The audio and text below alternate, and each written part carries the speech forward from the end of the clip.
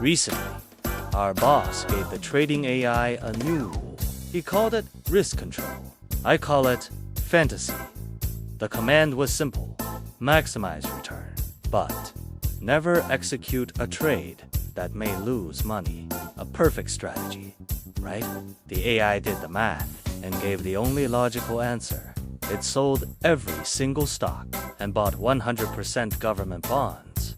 The boss was furious, but the machine was mathematically correct. You want zero risk? You get the risk-free rate.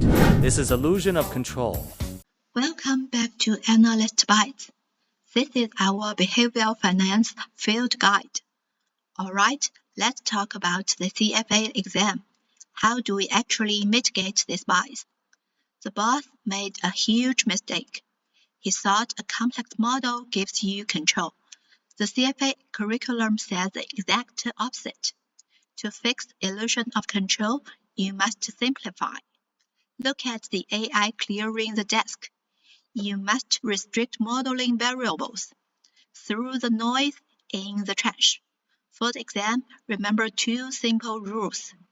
Number 1, use regularly disclosed data. Base your model only on official reports, like 10K.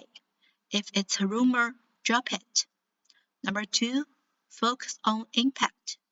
Find the 1 or 2 real drivers of the stock, like profit margin or sales growth. A model with 100 variables just gives you a false sense of safety. The takeaway? Admit you cannot control everything.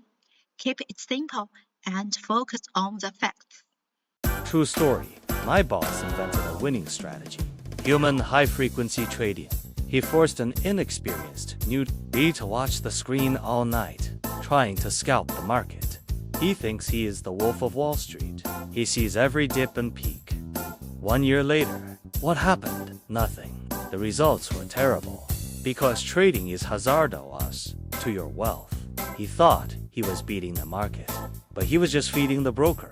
Transaction costs and bid ask spreads ate everything. Like a hamster on a wheel. Lots of sweat. Zero destination. This is overconfidence. Alright, back to the CFA curriculum. Overconfident investors trade too much. How do we save this hamster? For the CFA exam, you need 3 steps: record, review, and widen. First, record and review. Look at the hamster writing a journal. You must write down every forecast, then review them regularly. You will find a brutal truth: you are wrong a lot. Second, widen the confidence interval. Once you know your error rate, stop betting on a single outcome. Look at the chart on the screen. Start using scenario analysis. Build a best case, a base case, and a worst case. Always ask yourself, how much will I lose if I am wrong? The takeaway? Stop running. Start analyzing. Observe our friend, a paragon of stability. He loves his old forecast. A massive fireball of new data is falling, but to him it is just background noise. Updating a model is too much work. Why face a market crash when you can just invite the meteor to tea? Too bad that the suit did not survive. From board member to museum exhibit. In finance, an obsolete model is deadly. He hugged his old beliefs so tightly, he literally became a fossil. Refuse to update your valuation. You become a relic. This is conservatism bias. Alright, back to the CFA syllabus. How do we save this dinosaur? For the exam, to mitigate conservatism bias, you need an investment team. First, implement team regular reviews. Notice the quarterly review on the wall. Have a team check your forecasts every 90 days. Admitting you are wrong every quarter is good for survival. Second, build flexible models. Throw away the heavy stone tablets. Use models with fewer variables. Why? Because Conservatism is linked to the illusion of control. If your model is too complex, changing assumptions is a nightmare. So you just ignore the new data. Therefore, you should make your model simple and easy to change. The takeaway? Evolution is just a fancy word for regularly checking your data. Meet our chief analyst, Sherlock Bones, the master of confirmation bias. There is a giant pink elephant in the room. Does he see it? No doubt.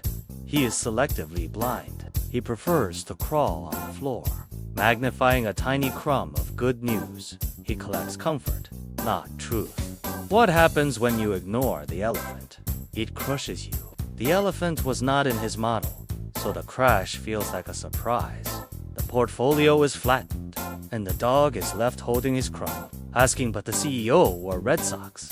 You get killed by what you refuse to see. This is confirmation bias. All right, back to the CFA curriculum. How do we spot the elephant before it crushes us?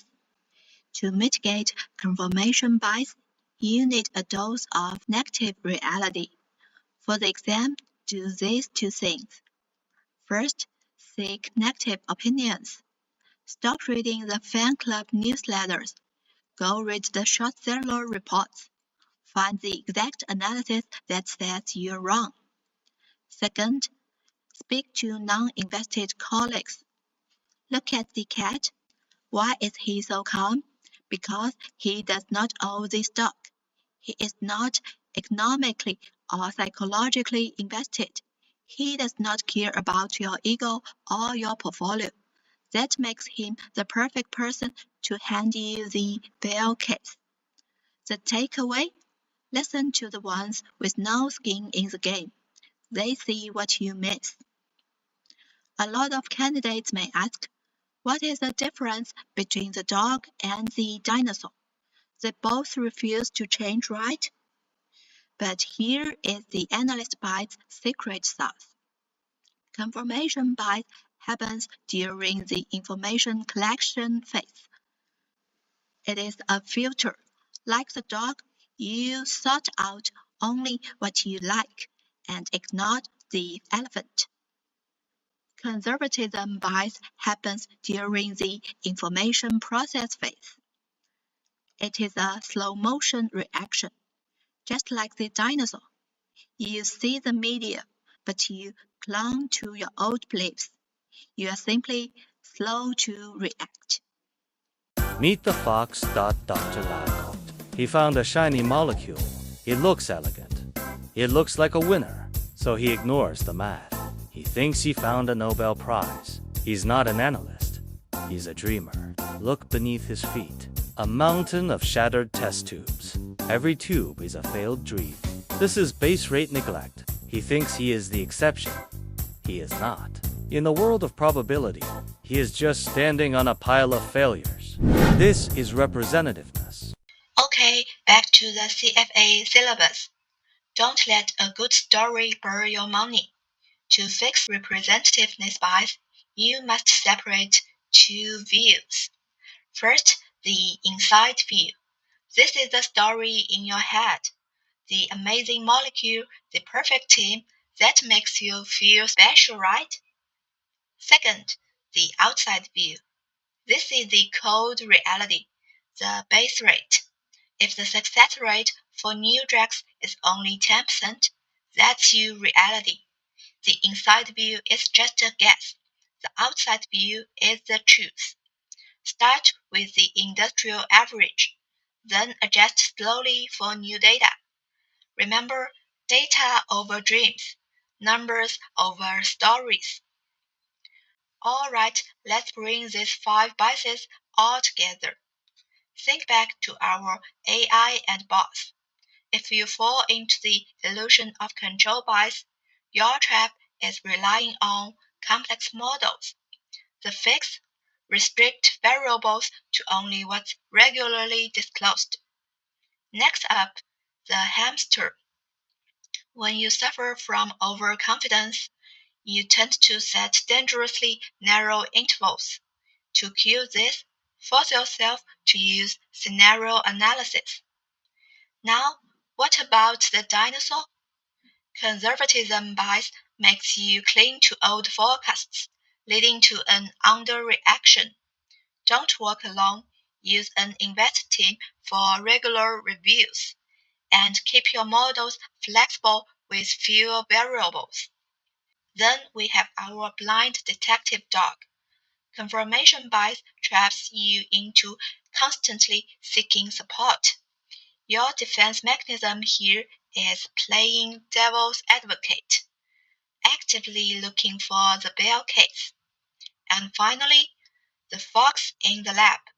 For representativeness bias, the ultimate danger is falling for the inside view story. The queue always puts the base rate first. 5 biases, 5 queues.